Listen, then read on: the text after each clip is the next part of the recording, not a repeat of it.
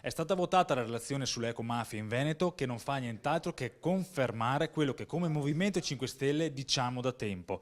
In Regione Veneto insiste un forte sistema di malaffare che ruota attorno al riciclaggio di rifiuti, in primo luogo, ma anche di inquinamento sia dell'aria che dell'acqua della nostra regione. La più bella regione al mondo, che ospita più turisti di tutta Italia, purtroppo è anche la più inquinata. Pensiamo alla discarica di Pescantina, dove per risolvere un problema enorme ci mettono sopra rifiuti speciali. Pensiamo a Porto Marghera, che purtroppo è una bomba a cielo aperto. Pensiamo ai FAS, 400.000 veneti in pericolo. Pensiamo alla vicenda Fior, dove un'associazione a delinquere dentro la regione serviva proprio per occultare rifiuti speciali che poi finivano sotto le autostrade. Questo è quello che noi da tempo andavamo dicendo e oggi il Parlamento lo ha ratificato. Per questo la nostra battaglia si fa sempre più forte per impedire che questo si possa ripetere, ma soprattutto risolvere immediatamente questi problemi.